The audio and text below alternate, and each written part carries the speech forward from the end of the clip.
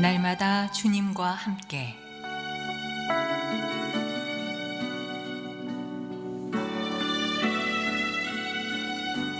오늘 말씀에 강북 제1교회 황형택 목사입니다.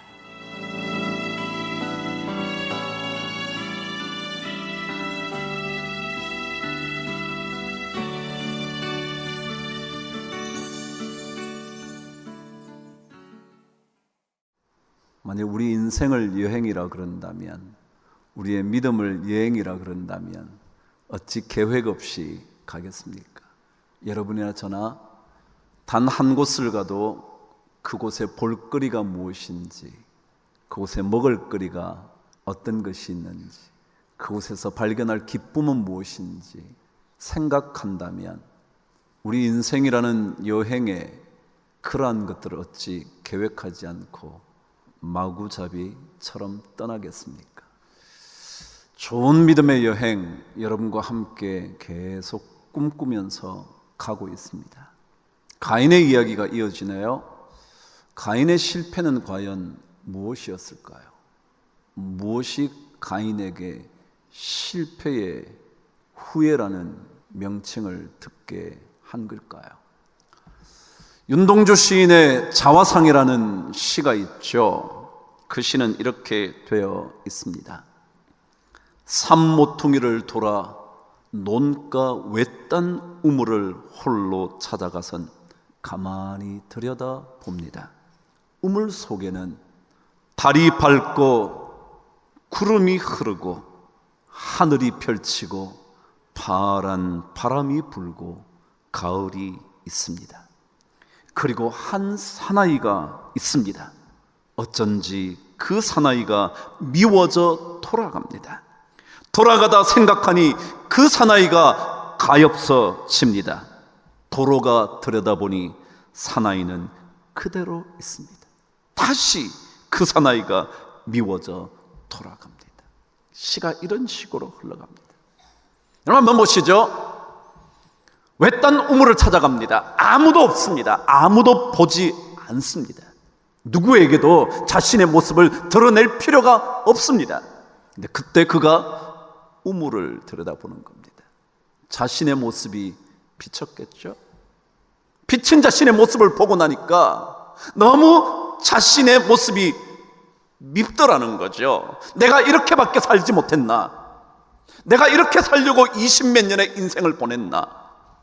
그렇게 생각이 들더라는 거죠. 그래서 살아온 삶을 생각하니까 그런 사람 안 됐어야 했는데 미워진 마음에 떠나갔대죠. 근데 가다가 생각해 보니까 그런 인생을 산 자신이 너무 불쌍해 보이는 겁니다. 야, 내가 진짜 무엇 때문에 이렇게 살아왔지? 너무 가엾어져서 다시 되돌아가는 겁니다. 그리고 또 우물을 들여다봅니다. 보니까 또다시 미운 그의 삶의 전 모습이 그 우물에 담겨져 있는 것 같습니다. 또 떠납니다. 그래요. 자기 자신을 잘 들여다본다는 거예요. 자신의 삶을 어떻게 살아야 할지 좀 더 확인해 볼 수 있는 길일 겁니다. 그래서 윤동주 시인은 참회록이라는 시에서 그렇게 쓰지 않았습니까? 파란 녹이 낀 구리 거울 속에 내 얼굴이 남아 있는 것은 어느 왕조의 유물이기에 이다지도 욕될까? 자기를 생각해 보니까 마치 녹이 낀 거울에 비친 자신의 모습이 자신의 삶도 다 녹이 끼어 있는 것 같아서 참 욕된 인생이었구나. 만 24년 1개월을 무슨 기쁨을 바라 살아왔던가. 밤이면 밤마다 나의 거울을 손바닥으로 발바닥으로 닦아보자. 그러면 어느 운석 밑으로 홀로 걸어가는 슬픈 사람의 뒷모양이 거울 속에 나타나온다. 자기를 자꾸 들여다보는, 외딴 우물에 가서 자신을 들여다보는 겁니다. 미운 자신의 삶의 모습이 생각나는 겁니다. 거울을 들여다봤는데 마치 그것이 녹이 낀 거울처럼 자기 자신의 인생에도 녹이 잔뜩 끼어 있는 것 같은 느낌을 받습니다. 그래서 그 거울을 잘 닦아보려고 밤이면 밤마다 자신의 거울을 손바닥으로 발바닥으로 닦는 겁니다. 전 인생을 다해서 닦아보겠다는 거죠. 근데 윤동지 시인은 여러분 아시는 대로 그리스도인이잖아요. 그가 하나님 앞에서 자신을 생각했던 것 같습니다. 자, 보세요. 외딴 우물을 갑니다. 그 우물을 들여다보니까 자신의 얼굴이 보이는 것만이 아니라 하늘이 보이는 겁니다. 구름이 흘러가는 게 보이는 겁니다. 달이 밝은 것이 보이는 겁니다. 가을이 나타납니다. 이건 누가 다 만든 거냐면요, 하나님이 만든 거예요. 하나님께서 만들어 놓으신 그 우주 같은 그곳에 내가 있다는 생각이요. 어떤 내가요? 부끄러운 내가 있다는 생각이요. 달은 밝고요, 파란 하늘이 거기에 걸려 있고요, 멋진 바람이 불어가고요, 결실의 계절인 가을이 그 속에 담겨져 있고요. 그런데 나는 아무것도 없는 겁니다. 그래서 부끄러워서 미워져서 그곳을 떠나간다는 거죠. 믿음의 여행이요, 자신을 들여다보는 겁니다. 무엇을 준비하고 계획해야 하든지 먼저, 그래, 믿음의 여행에서는 내가 나를 좀 더 들여다봐야지. 만일 가인의 실패가 있다면 그것은 유일하게 자기 자신을 들여다보지 않았던 것 아닐까 생각되는 겁니다. 내가 하나님께 드린 것이 무엇이었는지 되돌아보지 않고 아벨이 드린 것이 받아들여졌다는 사실에만 관심을 가졌던 자기 자신은 빼놓고 사는 인생이 바로 가인의 실패 아니었을까 생각이 드는 겁니다. 그럼 하나님 앞에서 자기 자신을 살펴보지 못하면 일어나는 문제가 있습니다. 그게 뭔지 오늘 성경 8절은 우리들에게 이렇게 가르쳐 줍니다. 읽으실까요? 시작. 가인이 그의 아우 아벨에게 말하고 그들이 들에 있을 때에 가인이 그의 아우 아벨을 쳐 죽이니라. 그럼 여기에 무엇이 보이시나요? 저는 이 8절을 읽다가 가인의 분노가 눈에 들어오기 시작한 겁니다. 분노요. 믿음의 여행을 할 때 그리스도인들에게 꼭 필요한 게 뭐냐면 하나님 앞에서 자기 자신을 들여다보는 겁니다. 왜냐하면 하나님 앞에서 자기 자신을 들여다보지 않는 순간 사로잡히는 게 있는데 그게 뭐냐면 분노라는 겁니다. 요즘 여름에 더워가지고요, 너무 쉽게 화가 나죠. 아무것도 아닌데 버럭 화를 내죠. 별것도 아닌데 분노가 폭발을 하죠. 여러분, 중요한 것은요, 하나님 앞에서 우리 자신을 돌아보지 않는 순간 사로잡히는 질병 하나가 있다면 그것은 분노라는 거예요. 분노요. 옛 어른들은 이것을 가리켜 심화라 그랬습니다. 마음의 불이요, 마음의 불덩어리가 일어난다는 거예요. 그래서 그것을 견디지 못해서 아벨을 죽여버리는 겁니다. 여러분, 이 분노가 무섭거든요. 제가 늘 그러잖아요. 저는 우리 교회에 분노가 없어지면 좋겠다고. 분노가 가지고 있는 위험한 것이 몇 가지 있어요. 오늘 여러분 방금 8절에 읽었던 분노는요, 복수를 불러옵니다. 참 놀랍죠? 분노는요, 복수를 불러와요. 분노가 일어나면 끝이 아니에요. 그것이 사람을 죽이고 싶은, 저 사람을 죽이지 않으면 내가 견딜 수 없을 것 같은 그런 복수의 심정에 빠져드는 겁니다. 그럼 분노라는 한자는요, 분낼 분, 성낼 분, 노할 노 그렇거든요. 근데 이 분자가 성낼 분자 아닌 또 다른 분자를 쓰는 게 있습니다. 여러분 사전을 찾아보시면 분노라는 거의 똑같은 낱말의 한자어가 두 개가 있습니다. 하나는 분낼 분자를 쓰고요, 하나는 클 분자를 씁니다. 거대할 분자죠. 그러니까 노가 거대해졌다라는 겁니다. 그러니까 이 분노는 뭐냐면요, 점점 더 커지는 겁니다. 자기 자신을 들여다보지 않으면 점점 더 커져가서 거대한 노가 되어서 그 사람을 죽여야만 되겠다고 생각하게 되는 거죠. 그게 분노의 위험입니다. 그래서 하나님을 따라가는 믿음의 여행을 하는 사람들은 꼭 자기를 들여다보면서 분노를 다스려야 합니다. 분노를요. 에베소서 4장 26절은 그렇게 말합니다. 분을 내어도 죄를 짓지 말고 해가 지도록 분을 품지 말라. 근데 그 다음 말씀에 뭐라고 되어 있냐면 27절에 보면 마귀에게 틈을 주지 마라. 분노가 일어나면요, 마귀에게 틈을 주는 겁니다. 허점을 공개하는 겁니다. 마귀가 들어올 수 없다가 분노하기 시작하는 순간 마귀가 우리 삶 속에 완전히 찾아 들어와서 우리를 사로잡아 죽여버리고 싶은 마음으로 바뀌는 겁니다. 극지역에 살고 있는 이누이트라는 족속은 분노를 다스리는 법이 있답니다. 그게 뭐냐면 마음속에 분노가 자꾸 일어나면 하던 일을 멈추고 그냥 평온을 걷기 시작을 한다는 거예요. 계속 걷는 거예요. 언제까지요? 분노의 마음이 사라질 때까지 계속 걷는 거예요. 걷다가 마침내 분노의 마음이 가라앉으면 거기에 나무 하나를 꽂아놓고 되돌아온다. 분노 다스리기가 참 어렵거든요. 정말 누구 말대로 분노가 일어날 때 큰 숨을 들이쉬면서 숫자를 세어보라 그러기도 하더라마는요, 참 쉽지 않죠. 그런데 하나님의 사람들도 이 분노에 사로잡히는 것은 똑같습니다. 그런데 이 분노가 복수를 불러온다는 사실을 먼저 인식하고 이것을 잘 다스려야 합니다. 근데 또 다른 한 위험이 있습니다.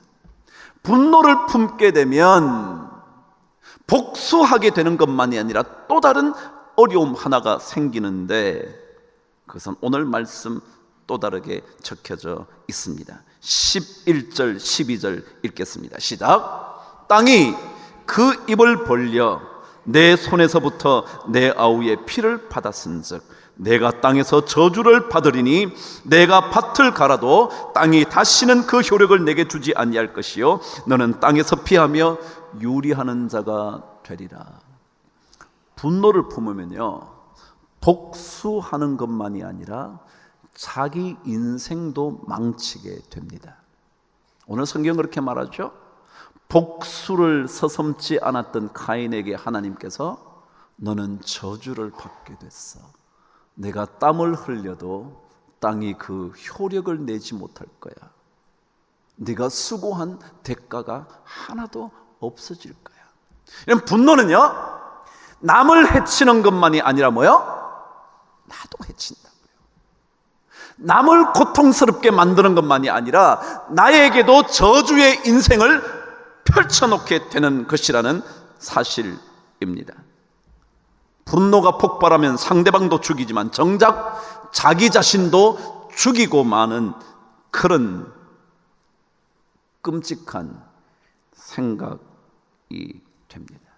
그래서 그리스도인들은 이 분노를 다스리기 위하여 하나님 앞에서 자기를 늘 들여다봐야 됩니다. 자, 그렇다면 하나님 앞에 자기 자신을 들여다본다는 것이 무엇인지 오늘 성경은 우리들에게 이렇게 가르쳐 줍니다. 9절과 10절을 읽습니다. 시작. 여호와께서 가인에게 이르시되 내 아우 아벨이 어디 있느냐? 그가 이르되 내가 알지 못하나이다. 내가 내 아우를 지키는 자니까. 이르시되 내가 무엇을 하였느냐? 내 아우의 핏소리가 땅에서부터 내게 호소하느니라. 뭔 말 같으세요? 하나님 앞에서 자기 자신을 들여다보는 사람들은요, 하나님의 질문에 정직하게 대답해야 한다는 겁니다. 하나님의 질문 앞에 아우 아벨이 어디 있지? 내가 뭘 했지? 라는 질문에 정직해져야 한다는 겁니다. 여러분, 하나님의 음성은요, 말씀을 통해서도 들려올 수 있지만 여러 환경을 통해서도 들려올 수 있고요, 심지어 부인을 통해서 듣게 될 수도 있고요, 자녀를 통해서 듣게 될 수도 있고요, 남편의 지나가는 말처럼 하는 얘기에서도 들을 수 있을지 모르고요, 이제는 늙어서 별 소용도 없는 부모님의 말씀 가운데서도 하나님의 질문이 있을 수 있습니다. 그 질문에 정직해야 합니다. 자식이 말하는 그 얘기를 들으면서 쓸데없는 소리 하지마, 네가 뭘 안다고 그래, 그게 아니고요, 그 속에서 하나님의 음성이 들릴 수 있다는 사실 때문에 여러분이 그 얘기를 들을 때 정직해져야 합니다. 오늘 가인은 말합니다. 내 아우 아벨이 어딨지? 하나님, 전 몰라요. 제가 어떻게 알아요? 근데 여러분 정말 모르나요? 하나님이 몰라서 묻나요? 늘 묻잖아요. 아담에게도 내가 어디 있느냐 몰라서 묻나요? 아우 아벨이 어디 있느냐 몰라서 물으시나요?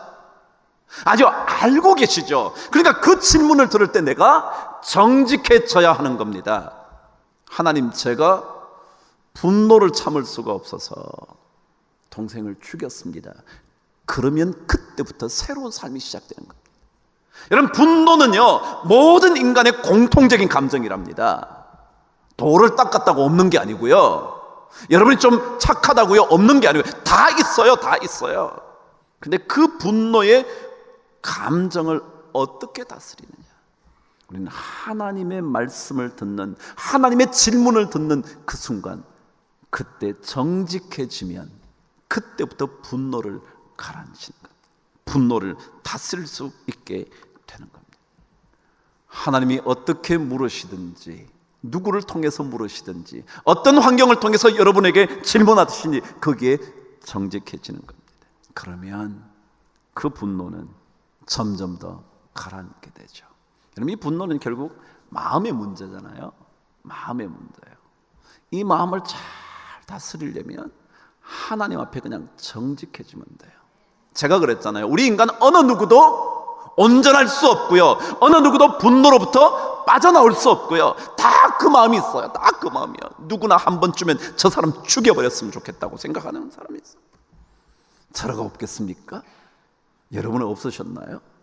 저것만 없어지면 내가 괜찮을 텐데 생각 안 해보셨나요? 다 있죠. 근데 그때 정말 하나님 앞에서, 하나님, 제가 진짜 그런 마음이 생깁니다. 여러분, 하나님 앞에서 자신을 정직하게 얘기하면 그때부터 우리 마음이 가라앉는 겁니다. 그럴 때 우리 마음 속에 일어났던 그 마음의 모든 뜨거운 것들이 가라앉기 시작하고 하나님으로부터 우리가 치료를 받게 되는 거거든요.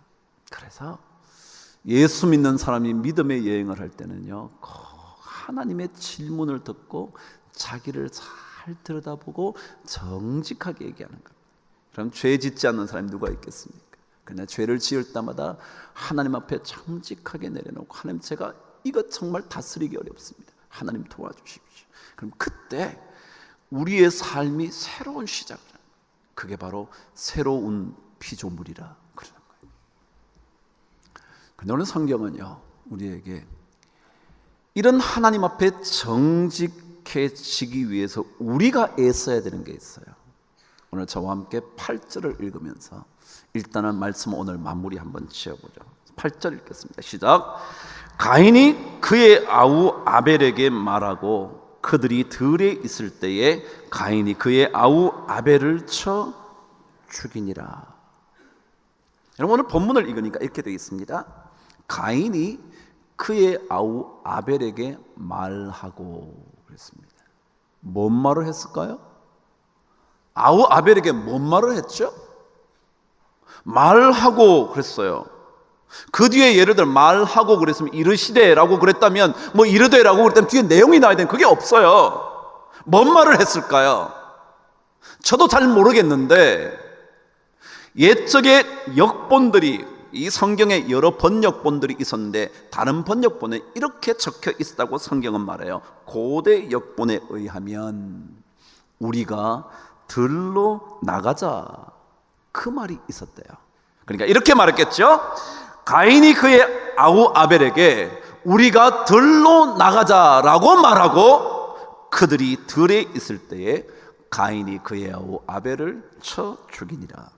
그랬을 거라는 거죠. 자, 이 말을 다 들어보세요. 우리가 들로 나가자 그랬어요. 왜요? 뭐 하려고요? 가인은 아벨을 죽일 기회를 찾으려고요. 그렇죠? 집에 있으면 부모님도 계시니까, 형제들이 있으니까 어려울 테니까 아우 아벨을 데리고 아무도 없는 들로 나가는 겁니다. 요즘 말로 옮기면 야 우리 바람 쐬러 갈까? 그랬을 거라는 거예요. 그런데 사실은 그 말이 바람 쐬러 가자는 말이 아니라 자기는 마음속에 이미 뭐야? 죽일 기회를 찾고 있었다는 거예요. 무슨 말이냐면요, 하나님 앞에서 정직하게 대답해야 하는 사람들이 자기 자신이 애써야 하는 것 있는데, 그거는 뭐냐면 마음의 생각과 말을 동일하게 하는 겁니다. 마음의 생각과 말을 뭐요? 동일하게 만드는 거예요. 근데 많은 사람들이요, 말은 이렇게 하는데요, 마음은 그게 아니야. 말은 들로 나가자 말했는데요, 구경하러 가는 게 아니라 죽이려고 가는 거예요. 말은 이렇게 했는데요, 전혀 생각은 딴 것을 품고 있는 거예요. 무서운 거죠? 그래서 제가 이렇게 한번 적어봤어요. 여러분의 말 속에 칼을 담고 말하지 말라. 칼을 담고. 차라리 너 오늘 죽여버릴 거야. 그랬으면 덜에 안 나갔겠죠? 네, 그런 말 안 해요. 야 우리 들로 나갈까? 바람 좀 쐴까? 가정에서도요, 다정하게 말하는 것 같지만 사실은 공격하려고 말을 하는 거예요. 예수 믿는 사람들이 믿음의 여행을 할 때 이걸 주의해야 된다는 거예요. 말과 마음의 생각을 일치되게. 여러분 그렇지 않으시다면 그냥 입 다물고 계세요. 그런데 마치 아닌 것처럼 사람을 암심시켜 놓고 칼을 들이대지 마세요. 그게 우리가 해야 될 일이에요.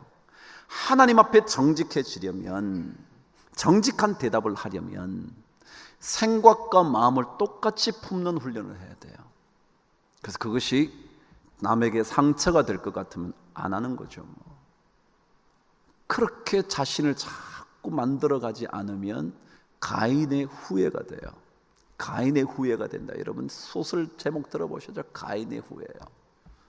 들로 나가자고 말했지만 사실은 죽이려고 했던 거예요.